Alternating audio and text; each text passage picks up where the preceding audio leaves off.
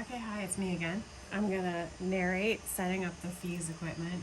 I am in kind of the storage closet, so it's a little crammed up, but that is also pretty typical of a room that you're like climbing over things to try to get it in the right way. So I'm gonna put my gloves on.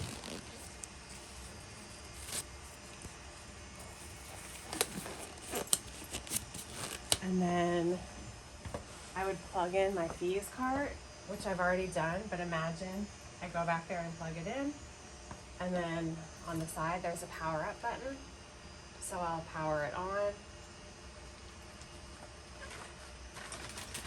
I'm gonna get my scope that's all packaged and sterile. This is a demo one, so it's already open, but we'll imagine that I'm opening the scope, the disposable scope, and taking it out. I already have the patient ready.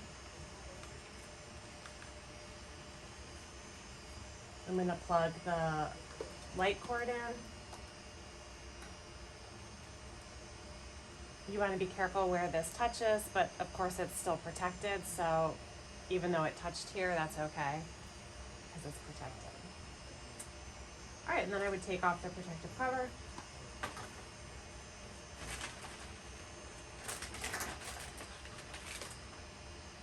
And I have my flexible scope. Let me make sure you can see. All right, so this is the angulator. This little button here angulates. So when I push forward with it, when my thumb pushes towards my other hand, you can see the end of the scope curls downward. And when I pull back with my thumb, the end of the scope curls upward. So we have a downward curling motion and an upward curling motion. The other way that we use a scope is by rotating our wrist from right to left. So when I rotate my wrist to the left, the camera turns to the left. And when I rotate to the right, it rotates to the right. So now let's try to take a look at our patient. Hopefully we can see okay. I'm gonna bring my patient a little closer. All right, so I take a look into the nair, and I want to, let's see, can you see me? I think so. I'm going to be pushing with my left hand. I'm advancing the scope, the endoscope, into the nose. Now I kind of hit a spot here, so I need to angulate a little bit with my right thumb. I'm going to push forward slightly so that I can see where I'm going better. If I wanted to see more of the inside of the nose, I could rotate this way. I can rotate to the right, rotate to the left, and then you can see I'm getting different views. All right, so now I'm going to angulate again with my right thumb pushing forward, and at the same time with my left pincher grip, I'm pushing the scope through the nasal cavity.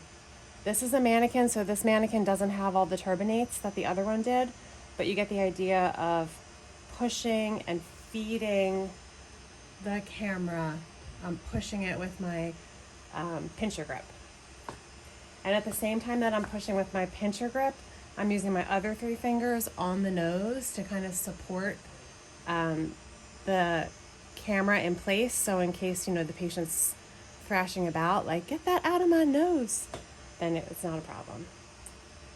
All right, so again, I have to angulate a little bit and push forward. And then I get back here to where the soft palate would be. And we can see I'm kind of like hitting up against the back of the wall. So again, I'm angulating and pushing forward, advancing into the pharynx where I can see the beginning of the epiglottis and the vocal folds. Let's see how it looks for you.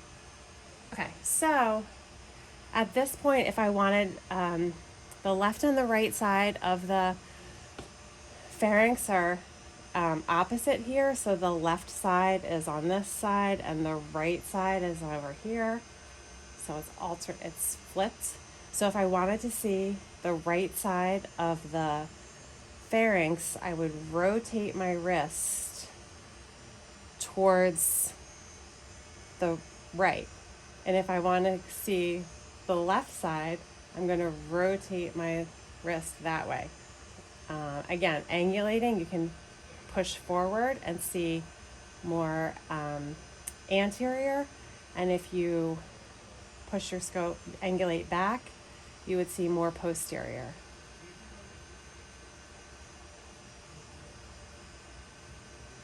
So again, the motions of the hand are angulating forward and backward, and wrist rotation side to side.